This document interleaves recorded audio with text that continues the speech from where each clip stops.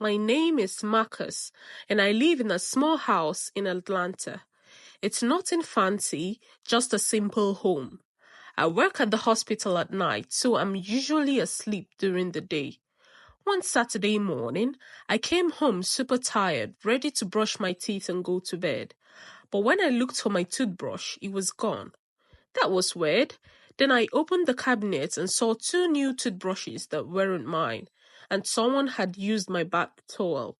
That's when my tummy started to feel a little funny. Who has been in my house? I wondered. I live all by myself. I sat on my couch, still confused. My house smelled different too, like fancy perfume, the kind I definitely don't wear. I walked around sniffing, and the smell was strongest in the guest room. I hardly ever go there.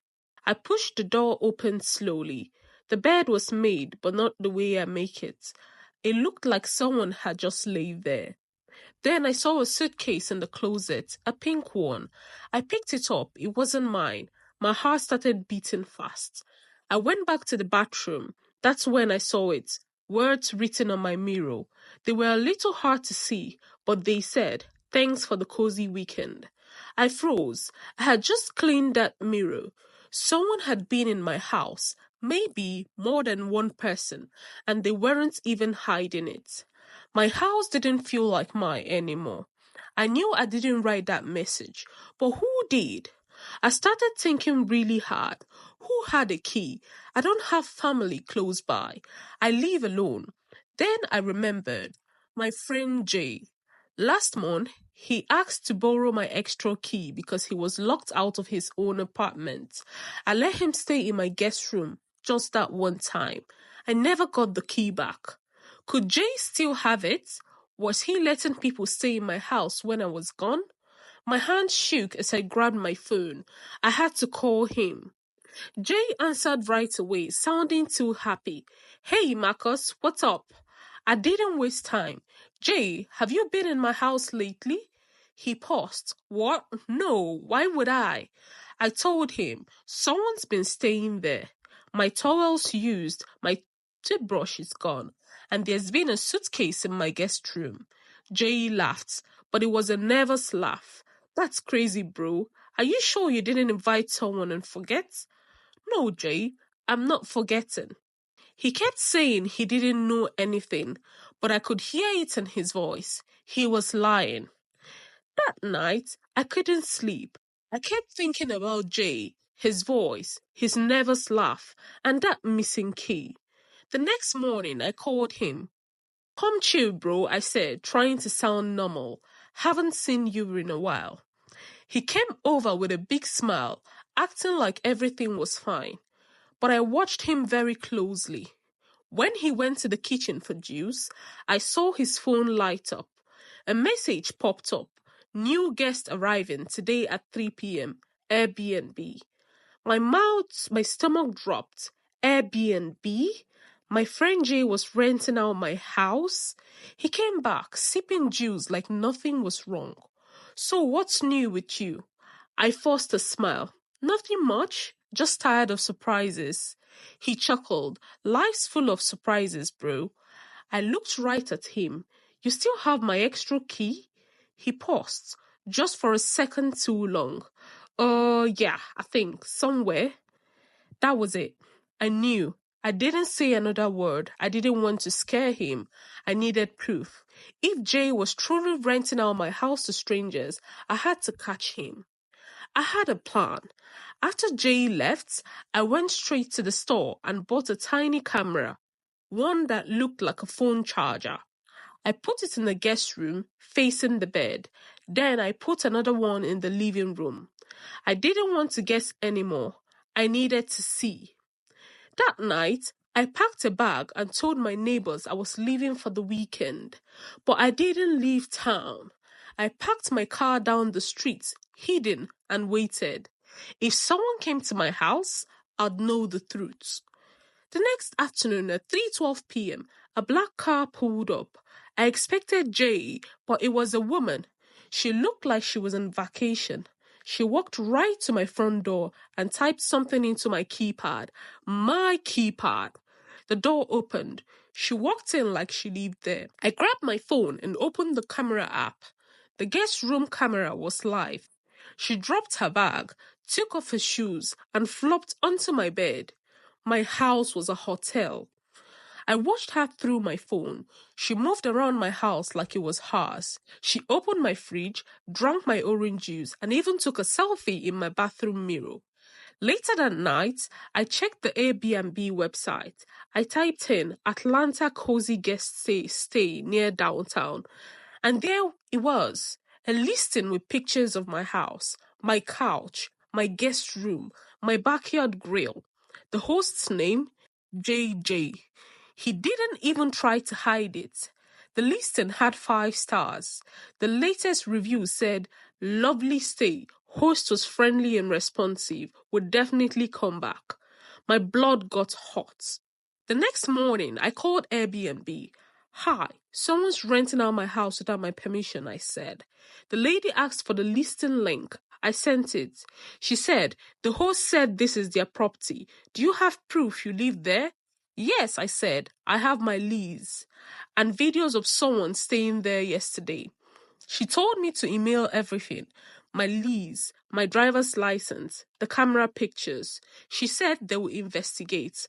But I wasn't waiting. I was going to talk to Jay. That evening, I asked Jay to meet me at dinner. I told him I wanted to treat him for helping me out before. He showed up smiling. "You good, bro?" I didn't smile back.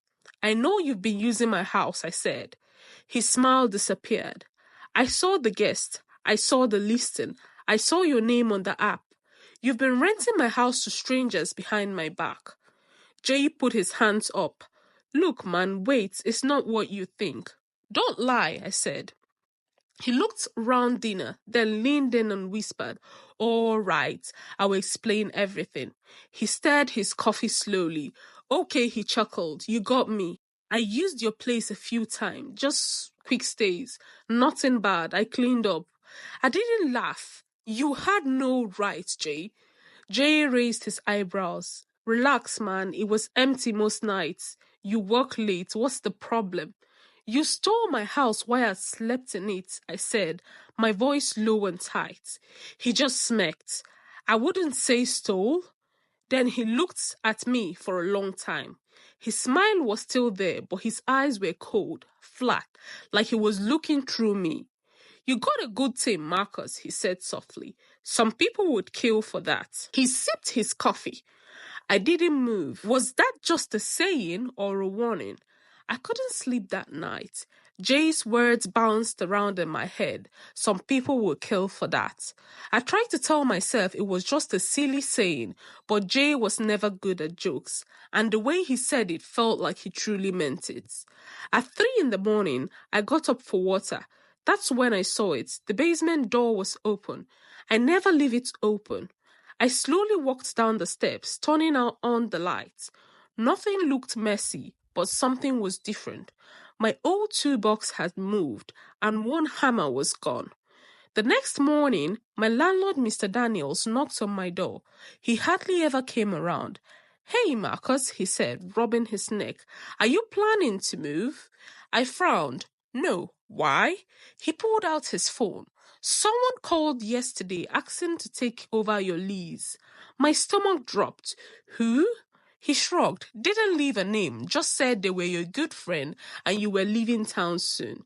I shook my head. "I'm not going anywhere." He stared at me for a second, then nodded. "All right, just checking." But I wasn't all right. Someone was already trying to take my home. That night, I locked every door and window. I checked the basement again. Still no hammer. I sat on the couch with a baseball bat in my hand.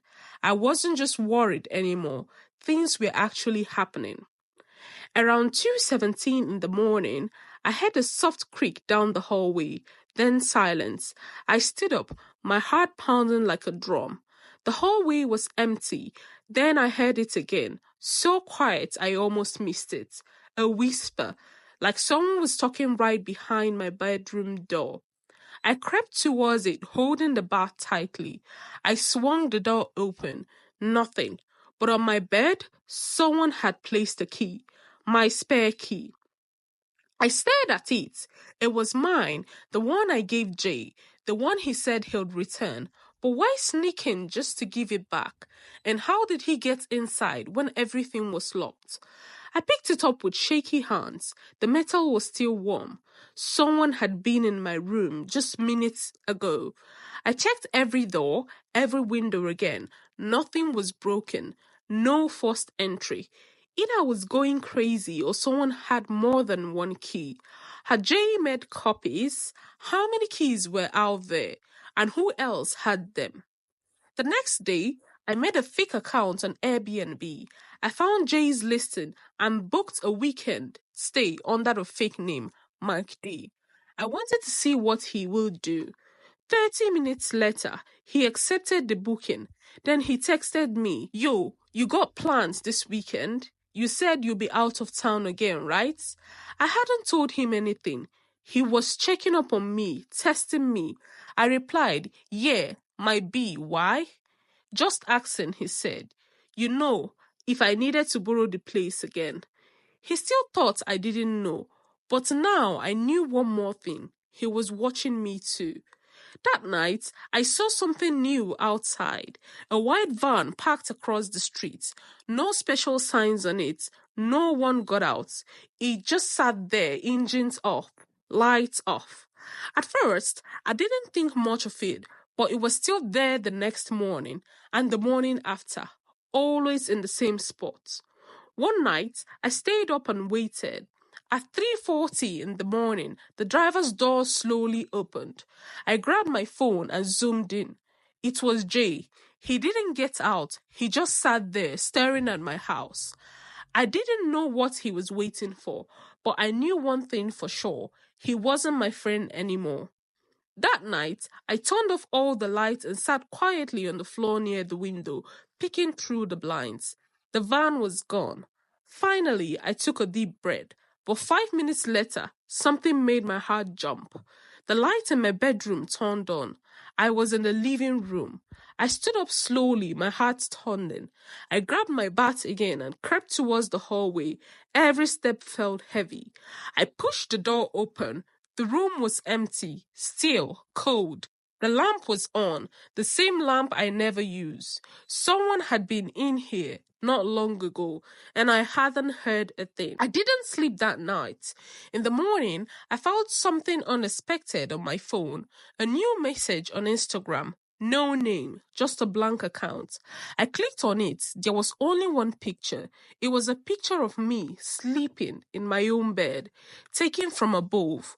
My bedsheet, my face, the lamp next to me, it was all from last night. I hadn't told anyone. I hadn't posted anything. Only one person had a key to my house.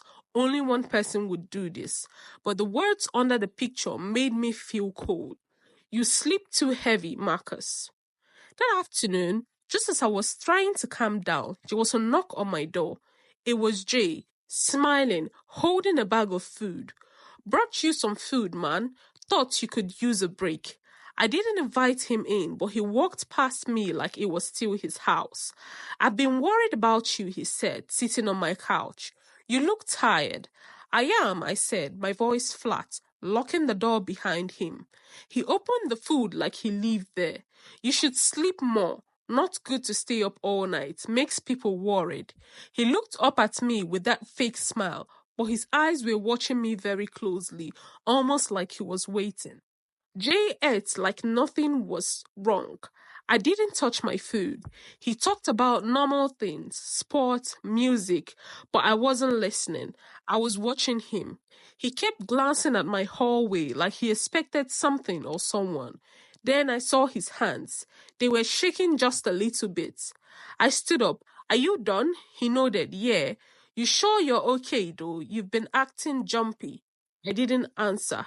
I walked into the kitchen to throw away the food. That's when I saw it in the sink. A knife. It was clean, too clean, like someone had just washed it before I got home. But I hadn't cooked in days. After Jay left, I locked the door and ran a hand through my hair. I needed answers. I walked through the house, checking everything. Then I got to the hallway closet. It was locked. I never locked that closet. I don't even have a lock on that door. But now it had a cheap lock. Where did it come from? I stared at it for a long time. Then I went to the kitchen and got a screwdriver. It took some effort, but I got it open. Inside were things I hadn't seen in years. Old family photos, and under a blanket, a second phone. It was still turned on. I picked up the phone, half expecting someone to jump out. It wasn't mine. I pressed the button and it opened right up. No password. It went straight to the pictures. The first pictures, me at the mailbox, then me eating cereal by the window, then me sleeping on the couch. Dozens of pictures, all taken from inside my own house. I scrolled down further. There were messages too. Bookings, listing. One message made my blood run cold. He still doesn't know. Give it another week. No name. Just that one line. I knew now. This wasn't just about my money. Jay wasn't just using my house. He was watching me, studying me, waiting. But for what? I needed to change the game. I carefully put the phone back where I found it and locked the closet with a new lock I bought that afternoon. Then I posted on Facebook, finally going on that Florida trip next weekend. Beach time. It was a lie. I wasn't going anywhere, but I wanted Jay to think I was. If he had a plan, this was his chance to try it, and I would be ready, watching from across the street. Saturday came. I packed a fake bag, got in my car and drove 2 streets over. Then I walked back and slipped into my neighbor's garage. Mr. and Mrs. Hill let me hide there. I had a clear view of my house. At 2:05 in the afternoon, a black SUV pulled up. I expected Jay, but it wasn't him. A tall man in a suit got out. He looked like a businessman, calm and sure, carrying a bag. He typed a code into my lockbox and walked in like he owned the place. Who was this guy and how did he have my code? Then it hit me. Jay wasn't walking alone. While the stranger was inside my house, I stayed hidden and opened that second phone again. I had copied everything from it into my laptop the night before. I looked deeper. There was a folder called Exit Plan. I opened it. Inside were papers, fake IDs, rental papers, a fake letter saying I gave someone permission to do things with my house, and a paper to change who owned the house. Already filled out. My signature was faked. Jay hadn't just been renting my house. He was planning to own it legally. I felt sick. I wasn't just being watched. I was being replaced. From my neighbor's garage, I watched the man in suit walk around my house like he had lived there for years. He poured himself a drink. Then he sat on my couch and made a call. I used Mr. Hill's special microphone for his backyard security to listen in. Yeah, the place is clean, the man said. Looks like he really left town. Pause. No, he hadn't signed yet, but once the papers are filled, it won't matter. He won't be around to stop it. Another pause. Then he laughed. Jay says by Monday we move forward. No witnesses. No witnesses? My blood turned cold. This wasn't about money anymore. This was about making me disappear. I couldn't wait anymore. This was bigger than just stolen keys or creepy pictures. Someone was trying to steal my whole life and maybe end it.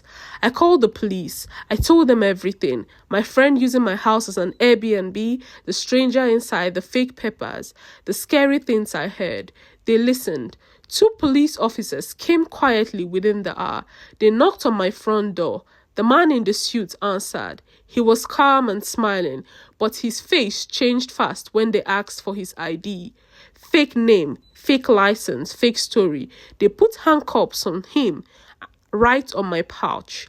But Jay was still out there, and I knew he wouldn't give up easily. After the man was arrested, the police searched my house.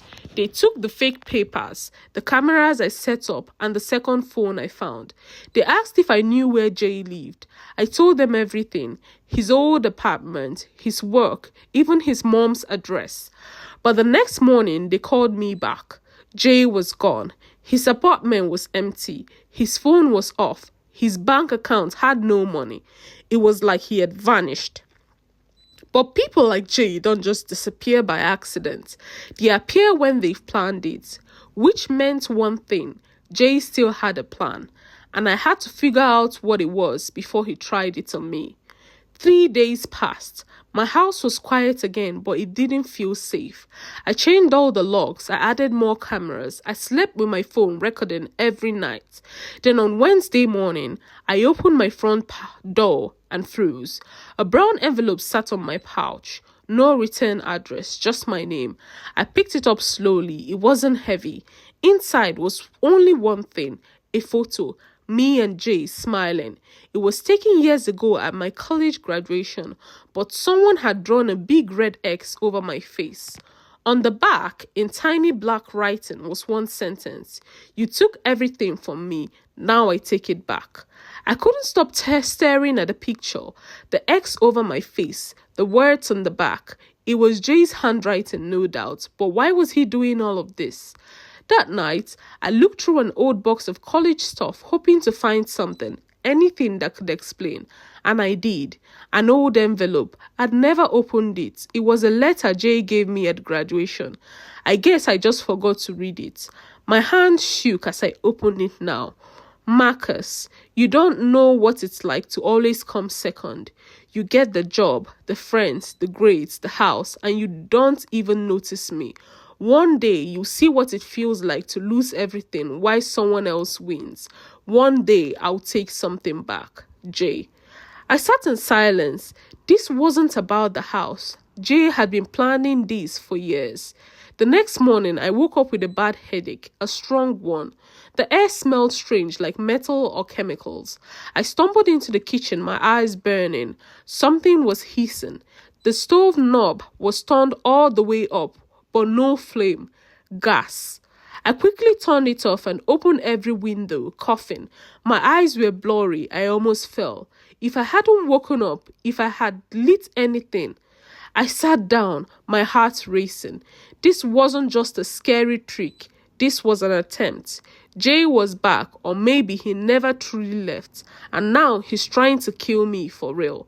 I called the police right away. An officer came, checked the gas lines, and wrote a report. And when I told him I thought Jay did it, he looked unsure. There's no sign of someone breaking in. Could have been an accident, he said. Maybe you forgot to turn it off. I don't even use that stove burner, I snapped. He just shrugged. We'll write it down, but unless we catch him doing it. They weren't going to help. Jay knew it too. That's why he was getting braver. He wanted to scare me. He wanted me alone. And the worst part, he was getting exactly what he wanted. The police weren't doing enough. I needed more eyes, more information, more proof. So I did something Jay wouldn't expect. I hired a hacker. Not someone scary from the internet, just a guy named Darren, a computer whiz my cousin knew from college. We met at a coffee shop. I gave him the second phone I found in the closet. Can you dig into this? Find old messages, where it's been, anything that helps me find him. He nodded. Give me 2 days. 2 days later, Darren called me. You were right, he said. He's still tracking you. My blood froze. He has spy software on your main phone, your laptop, even your Wi-Fi. Jay was still in my house, not in person, but in my devices, watching everything. I felt sick. Jay had been in my life this whole time. Not just my house, but my calls, my messages, everything. Darren told me what to do. First thing, wipe everything clean. Your phone, your laptop, your Wi-Fi box, and get a new phone number. He won't like that. I spent the whole day cleaning everything out. New passwords, new phone card, new Wi-Fi box. I even put tape over my laptop camera.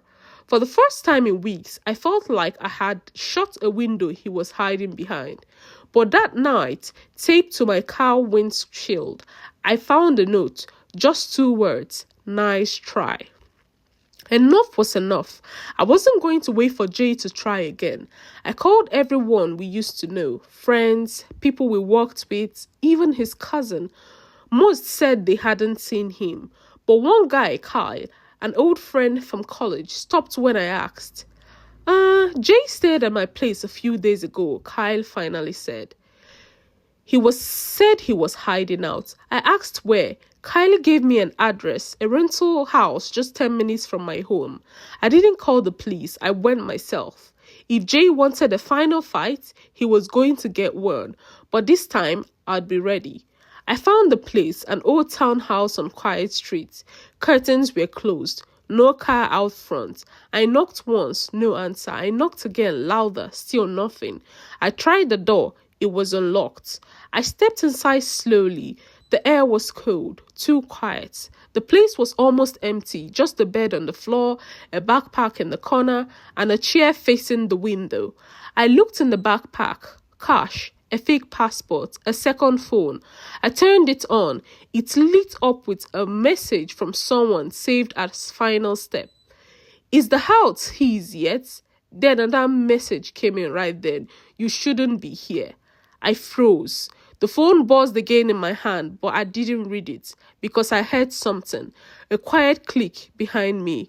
I turned around. Jay stood at the door, calm, smiling, his hands in his pockets. Figured you'd come, he said. You were always nosy. My heart pounded, but I stood still. What are you doing, Jay? I asked. He stepped inside and shut the door. I just wanted a piece, Marcus. A piece of what you never cared about. The job, the respect, the house. You could have just asked, I said. He laughed, a cold sound. You never give it. People like you never share. He stepped forward. But don't worry, you won't have to worry about sharing anymore. Jay took one slow step towards me. I backed up. Don't do this, I said, trying to keep my voice steady. You already lost, he replied. You just haven't noticed yet. Then he pulled something from his pocket. A screwdriver, not a gun, not a knife. Just sharp enough to hurt. I reached behind me and grabbed the closest thing I could find. A lamp from the floor and threw it. It hit his shoulder. He stumbled. I jumped forward and pushed him hard to the ground. We wrestled, grunting, yelling, fighting like wild animals. He tried to stab me. I blocked. I hit him again. Then sirens. Police lights flashed outside the window. Someone had called them. Jay froze. I didn't. Jay lay on the floor, pinned under me, breathing hard. The door burst open. Police ran in with their guns ready. Hands where we can see them. I rolled off him, my hands up. Jay stared down, his eyes wide, breathing fast. They put handcuffs on him. He didn't fight. He didn't even speak. He just stared at me. As they pulled him out, he finally whispered, "You don't deserve any of it." I didn't answer. I just watched him in shock, disappear into the back of a police car. It was over, but it didn't feel like winning. It felt like something inside me had broken. Not just in Jay, but in me too. News spread fast. My neighbors, my co-workers, even my landlord, everyone asked the same thing. Why would your best friend do this? I didn't have an answer. Jay wasn't always like this. We used to laugh, stay up all night, eat cheap pizza, and dream about our futures. But somewhere along the way, he started looking at my life like it was his loss, like my good things were stealing his air. I saw the signs, the anger, the small jokes, the jealousy, but I ignored them. Now I couldn't stop thinking about every moment, every fake smile that hid a knife. I wasn't just getting better from being tricked. I was sad for a friendship that had died years ago and I never noticed. 2 months later, the trial started. Jay was accused of trying to cheat people, stealing my identity, and trying to hurt me. They found everything, the fake papers, the photos, the phones. The gas leak was harder to prove, but the jury didn't need it. I sat in court every day.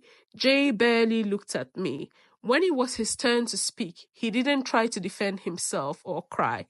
He didn't even beg. He just said one thing. I was never going to win if he kept breathing. The room went silent.